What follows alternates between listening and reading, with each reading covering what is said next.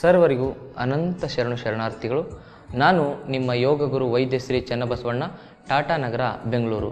ಸರ್ವ ವ್ಯಾಧಿಗಳಿಗೂ ಇಲ್ಲಿದೆ ಸುಲಭ ಹಾಗೂ ಯೋಗ ಸೂತ್ರ. ಇದುವೇ ಯೋಗ ಸೂತ್ರ ಕಾರ್ಯಕ್ರಮ. ಇವತ್ತಿನ ಈ ಸಂಚಿಕೆಯಲ್ಲಿ ನಾನು ನಿಮಗೆ ಮಲಗಿಕೊಂಡು ಥೈರಾಯ್ಡ್ ಸಮಸ್ಯೆಗಾಗಿ ಯಾವೆಲ್ಲ ಆಸನಗಳನ್ನ ಮಾಡ್ಬೋದು ಅನ್ನೋದ್ರ ಬಗ್ಗೆ ಹೇಳ್ತೇನೆ. ಮುಖ್ಯವಾಗಿ ಮೊದಲನೇದಾಗಿ ಥೈರಾಯ್ಡ್ ಸಮಸ್ಯೆ ಬಂದಿದೆ ಅಂತ ಹೇಳಿದರೆ ನಾವು ತಿಳ್ಕೊಳ್ಬೇಕಾಗಿರ್ತಕ್ಕಂಥ ಒಂದೇ ಒಂದು ಸತ್ಯ ಯಾವುದು ಅಂತ ಹೇಳಿದರೆ, ಥೈರಾಯ್ಡ್ ಅಂತಕ್ಕಂಥದ್ದು ಇದು ಡಿಸೀಸ್ ಅಲ್ಲ, ಇದು ಡಿಸ್ಆರ್ಡರ್ ಅಂತ ತಿಳ್ಕೊಬೇಕು.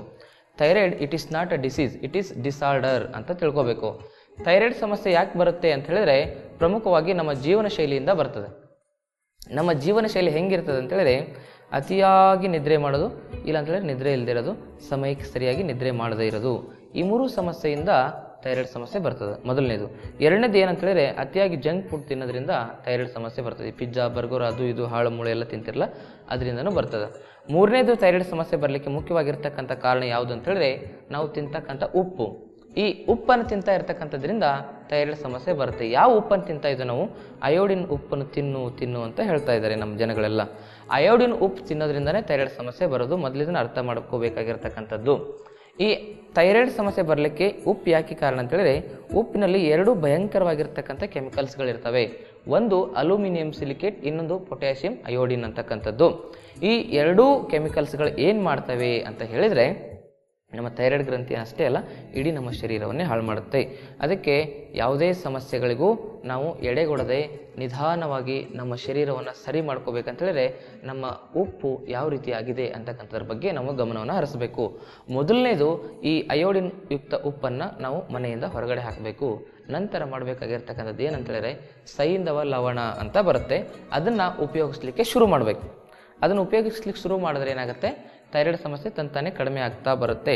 ಈ T3, T4, TSH ಹಾರ್ಮೋನ್ ಸರಿಯಾಗಿ ಉತ್ಪತ್ತಿ ಆಗುತ್ತೆ. ಮತ್ತು ಥೈರಾಯ್ಡ್ ಸಮಸ್ಯೆ ಇರತಕ್ಕಂಥವ್ರು ಈ ಕ್ಯಾಬೇಜ್ ಆಗಿರ್ಬೋದು, ಈ ಹೂಕೋಸು ಆಗಿರ್ಬೋದು, ಬದನೆಕಾಯಿ ಆಗಿರ್ಬೋದು, ಈ ಹೂಕೋಸಂತೂ ತಿನ್ನಲೇಬಾರ್ದು ಥೈರಾಯ್ಡ್ ಸಮಸ್ಯೆ ಇರತಕ್ಕಂಥವ್ರು. ಇದನ್ನು ನಾವು ಫ್ರೈಡ್ ಫುಡ್ ಯಾವತ್ತಾದರೂ ನಾವು ಅವಾಯ್ಡ್ ಮಾಡಿದ್ರೆ ಅವತ್ತು ನಮ್ಮ ಥೈರಾಯ್ಡ್ ಸಮಸ್ಯೆ ಸರಿ ಆಗ್ತಾ ಹೋಗುತ್ತೆ. ಎಷ್ಟೇ ಟ್ಯಾಬ್ಲೆಟ್ ತಿನ್ನಿ, ಎಷ್ಟೇ ಯೋಗ ಮಾಡಿ, ಇದನ್ನು ನಾವು ಅನುಸರಣೆಗೆ ತರದೇ ಇದ್ದರೆ ನಮ್ಮ ಥೈರಾಯ್ಡ್ ಸಮಸ್ಯೆ ವಾಸಿ ಆಗಲಿಕ್ಕೆ ಸಾಧ್ಯವೇ ಇಲ್ಲ. ಅದಕ್ಕೆ ಮೊದಲನೇದು ನಾನು ಹೇಳ್ತಾ ಇರೋದು ಏನಂತಂದರೆ, ಮೊದಲನೇದು ಉಪ್ಪನ್ನು ಚೇಂಜ್ ಮಾಡ್ಕೊಳ್ಳಿ, ಸೈಂಧವ ಲವಣವನ್ನು ತೆಗೆದುಕೊಂಡು ಬನ್ನಿ.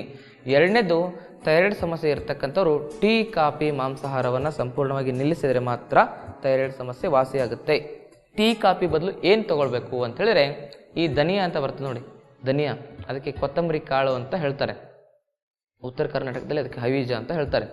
ಈ ಧನಿಯಾ ಅಂತ ಬರ್ತದಲ್ಲ, ಆ ಧನಿಯಾನ ಏನು ಮಾಡಬೇಕು, ಪೌಡ್ರ್ ಮಾಡಬೇಕು, ಅದನ್ನು ಚೆನ್ನಾಗಿ ಕಷಾಯ ಮಾಡಬೇಕು. ಕಷಾಯ ಮಾಡಿ ಪ್ರತಿದಿನ ಬೆಳಗ್ಗೆ ಸಾಯಂಕಾಲ ಖಾಲಿ ಹೊಟ್ಟೆಯಲ್ಲಿ ಅದನ್ನು ಕುಡಿದರೆ ಥೈರಾಯ್ಡ್ ಸಮಸ್ಯೆ 100ಕ್ಕೆ 100 ವಾಸಿಯಾಗುತ್ತೆ. ಈಗ ಥೈರಾಯ್ಡ್ ಸಮಸ್ಯೆಗಾಗಿ ಮಲಗಿಕೊಂಡು ಏನೆಲ್ಲ ಆಸನಗಳನ್ನ ಮಾಡಬೇಕು ಅಂತಕ್ಕಂಥದ್ದನ್ನು ನೋಡೋಣ ಬನ್ನಿ. ಮೊದಲನೇ ನಾವೇನು ಮಾಡಬೇಕು, ವಜ್ರಾಸನದಲ್ಲಿ ಕುತ್ಕೋಬೇಕು. ವಜ್ರಾಸನದಲ್ಲಿ ಕುತ್ಕೊಂಡು ಏನು ಮಾಡ್ಬೇಕಂತ ಹೇಳಿದ್ರೆ ನಿಧಾನವಾಗಿ ಮಲ್ಕೋಬೇಕು. ಇದಕ್ಕೆ ಸೂಕ್ತ ವಜ್ರಾಸನ ಅಂತ ಹೇಳ್ತಾರೆ. ಹೀಗೆ ಮಲ್ಕೋಬೇಕು. ಹೀಗೆ ಮಲ್ಕೊಂಡ್ಮೇಲೆ ಸ್ವಲ್ಪ ನಿಮ್ಮ ಕತ್ತನ್ನು ಮೇಲುತ್ತದೆ, ಕತ್ತಿನ ಭಾಗವನ್ನು ಗಮನಿಸ್ತಾ ಹೋಗಿ. ವಾಪಸ್ ಬನ್ನಿ. ದೀರ್ಘವಾಗಿ ಉಸಿರಾಡಿ. ಮತ್ತೊಮ್ಮೆ. ಇದರಿಂದ ನಮ್ಮ ಮುಟ್ಟಿನ ಸಮಸ್ಯೆ ಕೂಡ ಹೋಗುತ್ತೆ. ಹೆಣ್ಮಕ್ಳಲ್ಲಿ ಮುಟ್ಟಿನ ಸಮಸ್ಯೆ ಇರ್ತದಲ್ಲ, ಅದು ಕೂಡ ಕಡಿಮೆ ಆಗುತ್ತೆ. ಗರ್ಭಕೋಶದಲ್ಲಿ ಇರ್ತಕ್ಕಂಥ ಸಮಸ್ಯೆಗಳು ಕಡಿಮೆ ಆಗುತ್ತೆ. PCOD ಸಮಸ್ಯೆ ಆಗಿರ್ಬೋದು. ಥೈರಾಯ್ಡ್ ಬಂತಂದ್ರೆ PCOD ಬರುತ್ತೆ. ಥೈರಾಯ್ಡ್ ಬಂತಂತ ಹೇಳಿದ್ರೆ ಮೆನ್ಸ್ಟ್ರಲ್ ಡಿಸ್ಕಂಫರ್ಟ್ ಆಗುತ್ತೆ. ಥೈರಾಯ್ಡ್ ಬಂತು ಅಂತ ಹೇಳಿದ್ರೆ ಹೆಣ್ಣು ಮಕ್ಕಳಿಗೆ ಇರ್ರೆಗ್ಯುಲರ್ ಪೀರಿಯಡ್ಸ್ ಆಗ್ಲಿಕ್ಕೆ ಶುರುವಾಗುತ್ತೆ. ಈ ಥರ ಮಾಡಿದ್ರೆ ಅದು ಹೋಗುತ್ತೆ. ವಾಪಸ್ ನಿಧಾನವಾಗಿ ಎರಡು ಕೈಯನ್ನು ಸಪೋರ್ಟ್ ತಗೋಬೇಕು, ಕಾಲನ್ನು ಹಿಂಗೆ ಹಿಡ್ಕೋಬೇಕು, ಕೈ ಮಂಡಿಯನ್ನು ಇಲ್ಲಿ ಹಚ್ಕೋಬೇಕು, ಎತ್ತಬೇಕು. ಹೀಗೆ ಬರ್ಬೋದು. ಹೀಗೆ ವಾಪಸ್ ಬರಬೇಕು. ಇದಕ್ಕೆ ಸೂಕ್ತ ವಜ್ರಾಸನ ಅಂತ ಕರೀತಾರೆ. ಇನ್ನು ಮತ್ಸ್ಯಾಸನವನ್ನು ಹೇಗೆ ಮಾಡೋದು ನೋಡಿ. ನಿಧಾನವಾಗಿ ಮಲ್ಕೋಬೇಕು. ಮಲ್ಕೊಂಡ್ಮೇಲೆ ಏನು ಮಾಡಬೇಕು ಅಂದರೆ ಪದ್ಮಾಸನವನ್ನು ಹಾಕಿಕೊಳ್ಬೇಕು.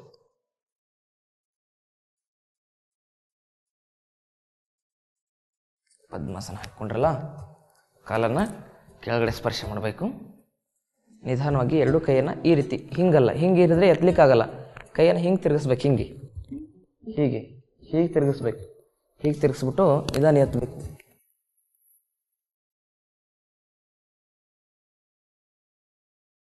ವಾಪಸ್ ಬನ್ನಿ.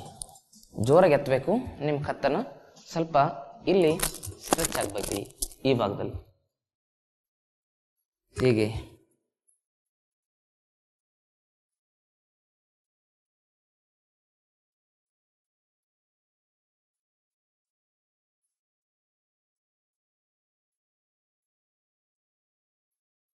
ವಾಪಸ್ ದೀರ್ಘ ಉಸಿರಾಡಿ ನಿಧಾನವಾಗಿ ವಾಪಸ್ ಬನ್ನಿ. ಈ ಎರಡೂ ಆಸನಗಳು ನಿಮ್ಮ ಥೈರಾಯ್ಡ್ ಸಮಸ್ಯೆಗೆ ಅತಿ ಪ್ರಮುಖವಾಗಿರ್ತಕ್ಕಂಥ ಲಾಭವನ್ನು ಕೊಡ್ತವೆ. ಈಗ ಮಲ್ಕೊಂಡು ಮಾಡ್ತಕ್ಕಂಥ ಇನ್ನೂ ಕೆಲವೊಂದಿಷ್ಟು ಆಸನಗಳನ್ನ ಥೈರಾಯ್ಡ್ ಸಮಸ್ಯೆಗಾಗಿ ಯಾವೆಲ್ಲ ಆಸನಗಳನ್ನ ಮಾಡಬೇಕು ಅನ್ನೋದ್ರ ಬಗ್ಗೆ ಹೇಳ್ಕೊಡ್ತೀನಿ. ಮಲ್ಕೊಂಡ್ರಲ್ಲ, ಏನು ಮಾಡಬೇಕು? ಕೈಗಳನ್ನು ಅಗಲ ಮಾಡ್ಕೋಬೇಕು, ಬಾಡಿ ಲೂಸ್ ಮಾಡ್ಕೋಬೇಕು. ನಿಧಾನವಾಗಿ ಎರಡೂ ಕಾಲುಗಳನ್ನು ಮಡಚಬೇಕು, ದೀರ್ಘ ಉಸಿರಾಡಬೇಕು. ಈಗ ಅಷ್ಟೇ ನಿಧಾನವಾಗಿ ನಿಮ್ಮ ಕಾಲುಗಳನ್ನು ಮೇಲೆತ್ತಬೇಕು.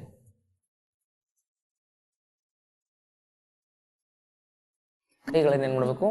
ನಿತಂಬದ ಹಿಂಬದಿಯಲ್ಲಿ ತೆಗೆದುಕೊಂಡು ಬರಬೇಕು. ನಿಧಾನವಾಗಿ ನಿಧಾನವಾಗಿ ನಿಧಾನವಾಗಿ ನಿಧಾನವಾಗಿ ನಿಧಾನವಾಗಿ ಮೇಲೆತ್ತಬೇಕು.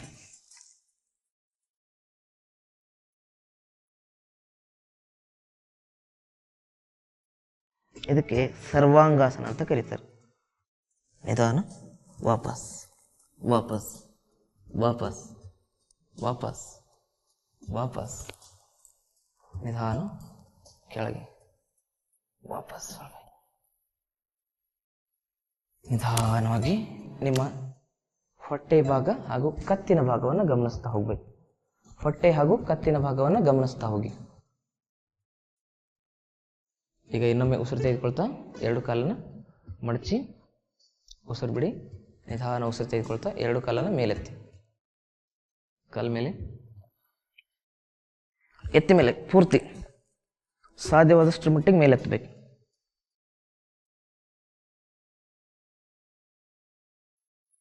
ನಿಧಾನ, ವಾಪಸ್.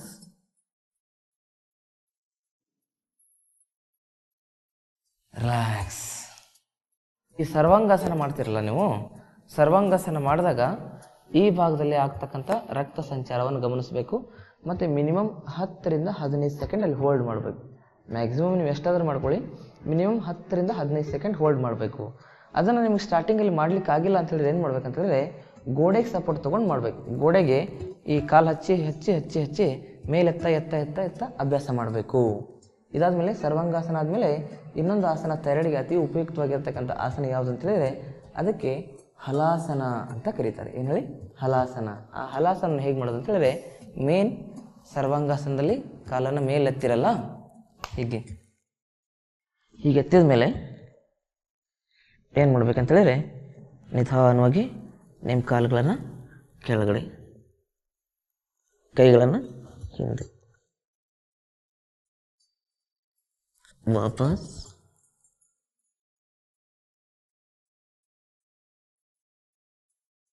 ಮತ್ತೆ ಕೆಳಗೆ,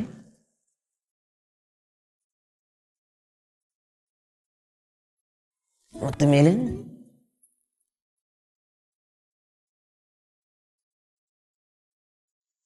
ಕೆಳಗೆ.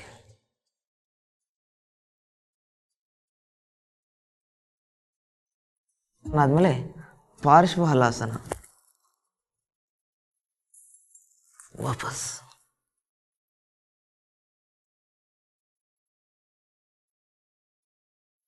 ವಾಪಸ್,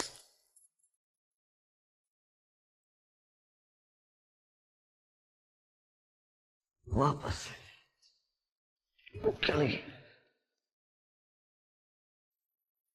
ವಾಪಸ್. ನಿಧಾನವಾಗಿ ಹಲಾಸನ, ನಿಧಾನ ವಾಪಸ್ ಬನ್ನಿ. ವಿಶ್ರಾಂತಿ. ಕಾಲುಗಳನ್ನ ಅಗಲ ಮಾಡ್ಕೊಳ್ಳಿ. ತಲೆ, ಕುತ್ತಿಗೆ, ಬೆನ್ನು ಹುರಿಯನ್ನು ಗಮನಿಸ್ತಾ ಹೋಗಿ. ದೀರ್ಘವಾಗಿ ಉಸಿರಾಡಿ, ಶಬ್ದರಹಿತವಾಗಿ ಉಸಿರಾಡಿ. ಏನು? ಸರ್ವಾಂಗಾಸನ, ಹಲಾಸನ, ಪಾರ್ಶ್ವ ಹಲಾಸನ ಇವೆಲ್ಲ ಆದಮೇಲೆ ಸ್ವಲ್ಪ ಹೊಟ್ಟೆ ಶುದ್ಧೀಕರಣವನ್ನು ಮಾಡ್ಕೋಬೇಕು. ಅದಕ್ಕೆ ಏನು ಹೇಳ್ತಾರೆ ಅಂದರೆ ಪವನ ಮುಕ್ತಾಸನ. ಹೀಗೆ ಇದನ್ನೊಂದು ಎಷ್ಟು ಸರಿ ಮಾಡ್ಬೇಕಂತ ಹೇಳಿದ್ರೆ ಸುಮಾರೊಂದು 50 ಸರಿ ಮಾಡಬೇಕು. 50 ಅಂದ ತಕ್ಷಣ ಭಯ ಬೀಳ್ತೀರಿ ನೀವು. 30 ಸರಿ ಆದರೂ ಮಾಡಲೇಬೇಕು.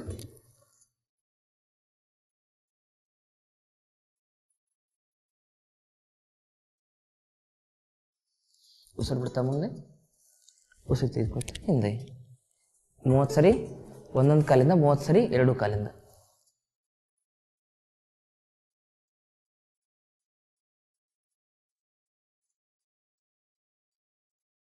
ಹೀಗೆ ಇದಾದಮೇಲೆ ಇನ್ನೊಂದು ಯಾವುದು ಆಸನ ಮಾಡ್ಬೇಕಂತೇಳಿದ್ರೆ ಅದಕ್ಕೆ ಚಕ್ರಾಸನ ಅಂತ ಕರೀತಾರೆ. ಮಲ್ಕೋಬೇಕು. ಹಿಂಗೆ 2 ಕೈ ಹಿಂಗೆ ಹಚ್ಚಬೇಕು. ನಿಮ್ಮ ಸೊಂಟವನ್ನು ಮೇಲೆ ಹಚ್ಚಬೇಕು.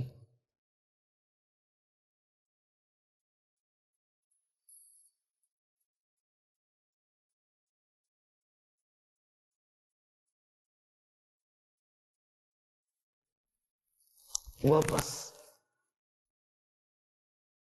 ಕತ್ತನ್ನು ಗಮನಿಸ್ತಾ ಹೋಗ್ಬೇಕು. ಮತ್ತೊಮ್ಮೆ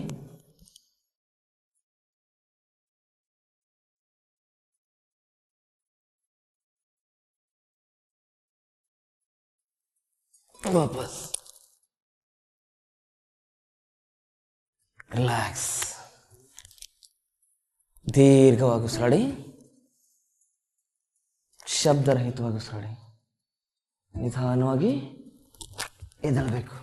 ಇವಿಷ್ಟೆಲ್ಲ ಆಸನಗಳಿದಾವಲ್ಲ, ಇವು ಥೈರಾಯ್ಡ್ ಸಮಸ್ಯೆಗೆ ಅತಿ ಉಪಯೋಗಕಾರಿಯಾಗಿ ಕೆಲಸವನ್ನು ಮಾಡ್ತವೆ. ಹಾಗಾಗಿ ಥೈರಾಯ್ಡ್ ಸಮಸ್ಯೆಗೆ ಇನ್ನೂ ಕೆಲವೊಂದಿಷ್ಟು ಮಲ್ಕೊಂಡು ಅಂದರೆ ಹೊಟ್ಟೆ ಮೇಲೆ ಮಲ್ಕೊಂಡು ಮಾಡ್ತಕ್ಕಂಥ ಒಂದು 2 ಆಸನ ಇದೆ. ಅದಾದಮೇಲೆ ಪ್ರಾಣಾಯಾಮ ಮಾಡಬೇಕು. ಹಾಗಿದ್ರೆ ಹೊಟ್ಟೆ ಮೇಲೆ ಮಲ್ಕೊಂಡು ಆಸನ ಯಾವ ರೀತಿ ಮಾಡಬೇಕು, ರಿಲ್ಯಾಕ್ಸೇಷನ್ ಯಾವ ರೀತಿ ಮಾಡಬೇಕು ಅನ್ನೋದ್ರ ಬಗ್ಗೆ ಈಗಿನ ಕಾರ್ಯಕ್ರಮದಲ್ಲಿ ನಾನು ಹೇಳ್ಕೊಡ್ತೀನಿ. ಮೊದಲನೇದಾಗಿ ಏನು ಮಾಡ್ಬೇಕಂತ ಹೇಳಿದ್ರೆ ಮೊದಲು ಹೊಟ್ಟೆ ಮೇಲೆ ಮಲ್ಕೋಬೇಕು. ಅಷ್ಟೇ ಕೆಲಸ. ಈಗೇನು ಮಾಡಿದ್ವಿ? ಮೊದಲು ನಿಂತ್ಕೊಂಡು ಆಸನ ಮಾಡಿದ್ವಲ್ಲ, ಆಮೇಲೆ ಏನು ಮಾಡಿದ್ವಿ? ಮಲ್ಕೊಂಡು ಆಸನ ಮಾಡಿದ್ವಿ. ಅದಾದಮೇಲೆ ಇವಾಗ ಏನು ಮಾಡಬೇಕು? ಕುತ್ಕೊಂಡು ಆಸನ ಮಾಡಿದ್ವಿ. ಕುತ್ಕೊಂಡಾದ್ಮೇಲೆ ಏನು ಮಾಡಿದ್ವಿ? ಮಾಡಿದ್ವಿ. ಮಲ್ಕೊಂಡಾದ್ಮೇಲೆ ಇವಾಗ ಹೊಟ್ಟೆ ಮೇಲೆ ಮಲ್ಕೊಂಡು ಏನು ಆಸನ ಮಾಡಬೇಕು ಅನ್ನೋದನ್ನು ನೋಡಬೇಕು. ಹೀಗೆ ಮಲ್ಕೊಂಡ್ಮೇಲೆ ಏನು ಮಾಡ್ಬೇಕು ನಾವು ಅಂತೇಳಿದ್ರೆ 2 ಕಾಲನ್ನು ಸೇರಿಸ್ಕೋಬೇಕು. ಸೇರಿಸ್ಕೊಂಡು ಈ 2 ಕೈಗಳನ್ನು ಎದೆಯ ಅಕ್ಕಪಕ್ಕ ಇಟ್ಕೋಬೇಕು.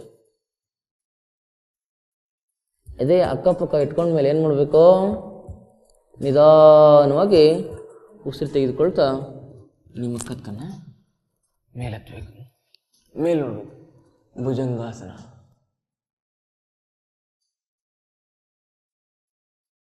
ವಾಪಸ್ ಬರಬೇಕು. ಮತ್ತೆ ಮೇಲೆ ಇಳಬೇಕು. ವಾಪಸ್ ಬರಬೇಕು. ಹೀಗೆ ಒಂದು 25 ಬಾರಿ ಮಾಡಬೇಕು. ಮತ್ತೆ ಮೇಲೆ ಇಳಬೇಕು.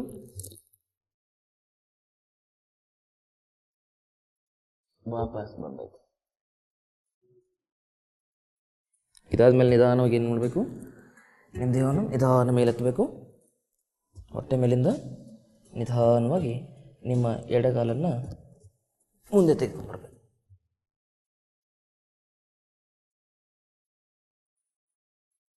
ನಿಧಾನವಾಗಿ ಕತ್ತನ್ನು ಮೇಲೆತ್ತಬೇಕು.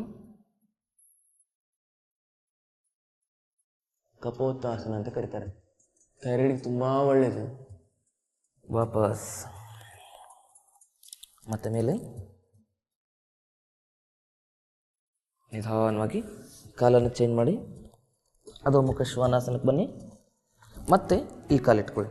ನಿಧಾನವಾಗಿ ಕೆಳಗೆ, ಮೇಲೆ, ಕೆಳಗೆ, ಮೇಲೆ ಸ್ಟ್ರೆಚ್ ಮಾಡಬೇಕು. ನಿಧಾನವಾಗಿ ನಿಮ್ಮ ಒಂದು ಕಾಲನ್ನು ಈ ರೀತಿ ಇಳ್ಕೋಬೇಕು. ರಾಜ ಕಪೋತ್ತಾಸನ ಸ್ಟ್ರೆಚ್ ಮಾಡ್ಕೊಳ್ಳಿ ಪ್ರಯತ್ನ. ವಾಪಸ್. ಅದು ಸಾಧ್ಯ ಆಗಿದ್ರೆ ಬರೀ ಇಷ್ಟೇ ಮಾಡ್ಬೋದು. ಕಾಲು ಬೇಕಾದ್ರೆ ಮೇಲೆ, ಸಾಧ್ಯ ಅಂದರೆ ಇಷ್ಟು ಹಿಡ್ಕೋಬೇಕಷ್ಟೆ. ಹಾಗಾಗಲಿಲ್ಲ ಅಂದರೆ ಹಿಂಗೆ ಮಾಡಬೇಕು. ವಾಪಸ್ ನಿಧಾನವಾಗಿ ಚೇಂಜ್ ಮಾಡಿ. ಮತ್ತು ಈ ಕಾಲಿನ ಮೇಲೆತ್ತಬೇಕು, ಪೂರ್ತಿ ಮೇಲೆತ್ತಬೇಕು.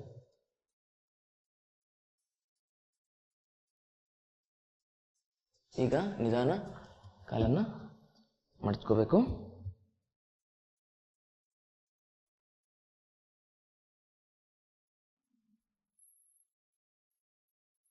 ವಾಪಸ್ ಪೂರ್ತಿ ಮಡಚ್ಬೇಕು ಹಂಗೆ.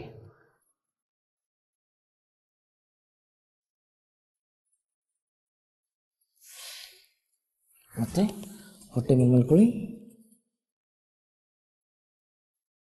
ದೀರ್ಘ ಉಸಿರಾಡಿ, ಸಾಧ್ಯವಾದಷ್ಟರ ಮಟ್ಟಿಗೆ ದೀರ್ಘ ಉಸಿರಾಡಿ. ಇದಾದ್ಮೇಲೆ ಏಕಪಾದ ಊರ್ಧ್ವಮುಖ ಶ್ವಾನಾಸನ. ಹೇಗೆ?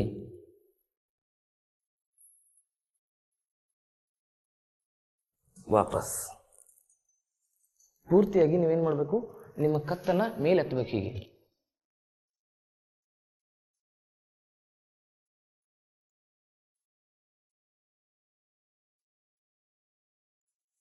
ವಾಪಸ್. ಇನ್ನೊಂದು ಕಾಲು ವಾಪಸ್. ಮತ್ತೊಂದು ವಾಪಸ್. ಇನ್ನೊಮ್ಮೆ 1 2 3 4 5 ವಾಪಸ್. ರಿಲ್ಯಾಕ್ಸ್. ಶಶಾಂಕಾಸನ.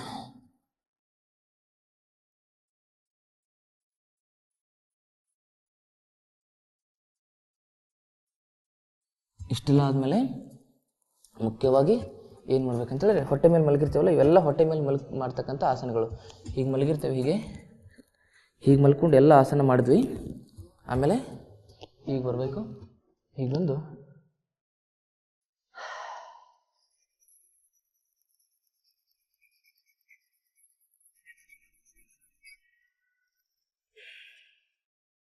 ಮತ್ತೊಮ್ಮೆ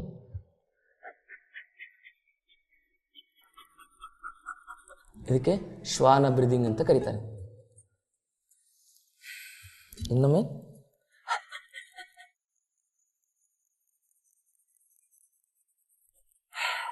ಇದಾದ್ಮೇಲೆ ವ್ಯಾಘ್ರಾಸನ. ಹೇಗೆ ನೋಡಿ, ಮುಂದೆ ಕಾಲು ಏದಾನ ಕಾಲು ಮೇಲೆ ಎತ್ತ ವ್ಯಾಘ್ರ ಥರ.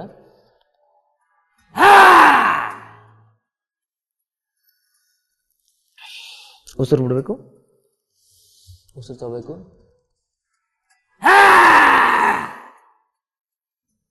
ಉಸಿರು ಬಿಡಬೇಕು, ಉಸಿರು ತೆಗೆದುಕೊಳ್ತಾ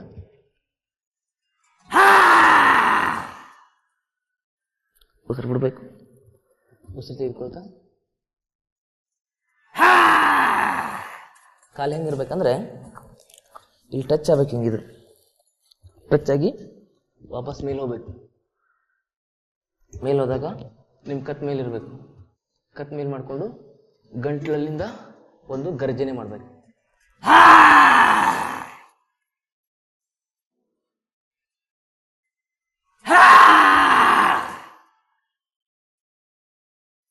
ಮತ್ತೆ ಶಶಾಂಕಾಸನ.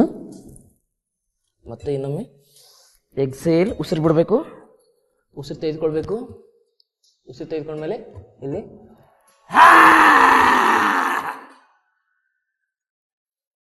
ಹೀಗೆ ಗರ್ಜಿಸಬೇಕು. ನಾವು ನಮ್ಮ ಜೀವನದಲ್ಲಿ ಗರ್ಜನೆ ಮಾಡೋದನ್ನೇ ಮರ್ತು ಬಿಟ್ಟಿದ್ದೀವಿ. ಅದಕ್ಕೆ ಈ ಥರದ್ದೆಲ್ಲ ಸಮಸ್ಯೆಗಳು ಬರ್ತಾ ಇರೋದು. ಅದಕ್ಕೆ ಯಾವಾಗ ನಾವು ಗರ್ಜಿಸ್ತೇವಲ್ಲ ಅವಾಗೆಲ್ಲ ಇಲಿಗಳು ಕುನ್ನಿಗಳು ನಮ್ಮನ್ನು ಪೀಡಿಸಲಿಕ್ಕೆ ಕಾಡಿಸ್ಲಿಕ್ಕೆ ಸಾಧ್ಯ ಆಗಲ್ಲ. ಅದಕ್ಕೆ ಈ ಸಮಸ್ಯೆ ಬರ್ತಕ್ಕಂಥದ್ದು ಹೆಚ್ಚಿಗೆ ಯಾರಂತಂದರೆ ಹೆಣ್ಮಕ್ಳಲ್ಲಿ. ಹೆಣ್ಮಕ್ಳು ಸರಿಯಾಗಿ ಗರ್ಜನೆ ಮಾಡೋದನ್ನು ಕಲಿಬೇಕು. ಅನ್ಯಾಯದ ವಿರುದ್ಧ ಗರ್ಜನೆ ಮಾಡೋದನ್ನು ಕಲಿಬೇಕು. ನಾವು ಸ್ವತಂತ್ರದ ರೂಪದಲ್ಲಿ ಬಳಸ್ಕೋಬೇಕೇ ಹೊರತು ಸ್ವಾತಂತ್ರ್ಯತೆಯನ್ನು ಸ್ವೇಚ್ಛಾಚಾರದ ರೂಪದಲ್ಲಿ ಬಳಸ್ಕೊಳ್ಬಾರ್ದು. ತಾಯಿಯ ರೂಪದಲ್ಲಿದ್ದಾಗ ಈ ಥರ ಸಮಸ್ಯೆಗಳು ಯಾವತ್ತೂ ಬರಲ್ಲ. ಇವಾಗಿನ ಹೆಣ್ಣುಮಕ್ಕಳು ತಾಯಿ ರೂಪವನ್ನು ಬಿಟ್ಟು ಯಾವುದ್ಯಾವುದೋ ರೂಪವನ್ನು ತಾಳಿದ್ದಾರೆ. ಅದಕ್ಕೋಸ್ಕರ ಈ ಥೈರಾಯ್ಡ್ ಸಮಸ್ಯೆ, ಈ ಬಿ ಪಿ ಸಮಸ್ಯೆ, ಈ ಅರ್ಥರೈಟಿಸ್ ಸಮಸ್ಯೆ, ಈ ಮುಟ್ಟಿನ ಸಮಸ್ಯೆಗಳು ಬರ್ತಾ ಇರತಕ್ಕಂಥದ್ದು. ಅದಕ್ಕೆ ಮಲಗಿಕೊಂಡು ಈ ಎಲ್ಲ ಆಸನಗಳನ್ನ ಅಭ್ಯಾಸ ಮಾಡಬೇಕು. ಈ ಎಲ್ಲ ಆಸನಗಳನ್ನ ಅಭ್ಯಾಸ ಮಾಡಿದ ಮೇಲೆ ಏನು ಮಾಡಬೇಕಂತಂದರೆ, ಸಿಂಪಲ್ಲಾಗಿ ಮಕರಾಸನದಲ್ಲಿ ವಿಶ್ರಾಂತಿಯನ್ನು ಮಾಡಬೇಕು.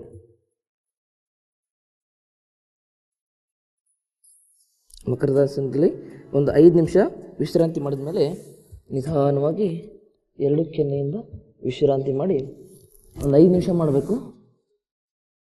ಅದಾದಮೇಲೆ ನಿಧಾನವಾಗಿ ಬಲಗಡೆ ತಿರುಗಬೇಕು. ಇದಕ್ಕೆ ಬಾಲಾಸನ ಅಂತ ಕರೀತಾರೆ. ಮಗು ಹೀಗೆ ಮಲಗಿರುತ್ತೆ. ಅದಾದಮೇಲೆ ನಿಧಾನವಾಗಿ ಎದ್ದು ಕೂತ್ಕೊಳ್ಬೇಕು. ನೋಡಿದ್ರಲ್ಲ, ಇವೆಲ್ಲವೂ ಈ ನಿಮ್ಮ ಥೈರಾಯ್ಡ್ ಸಮಸ್ಯೆಯನ್ನು ಬೇರು ಸಮೇತವಾಗಿ ವಾಸಿ ಮಾಡ್ತಕ್ಕಂಥ ಶಕ್ತಿಯನ್ನು ಹೊಂದಿರತಕ್ಕಂಥ ಪ್ರಮುಖ ಅಸ್ತ್ರಗಳು ಅಂತಲೇ ಹೇಳ್ಬೋದು. ಇವನ್ನು ಸರಿಯಾಗಿ ನೀವು ಅಭ್ಯಾಸ ಮಾಡಿದರೆ ನಿಮ್ಮ ಥೈರಾಯ್ಡ್ ಸಮಸ್ಯೆ 100ಕ್ಕೆ 100ರಷ್ಟು ವಾಸಿಯಾಗುತ್ತೆ.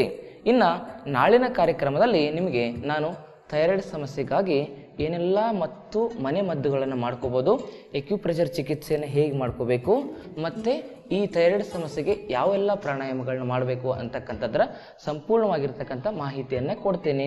ಅಲ್ಲಿವರೆಗೂ ತಮ್ಮೆಲ್ಲರಿಗೂ ಶರಣಾರ್ಥಿಗಳು.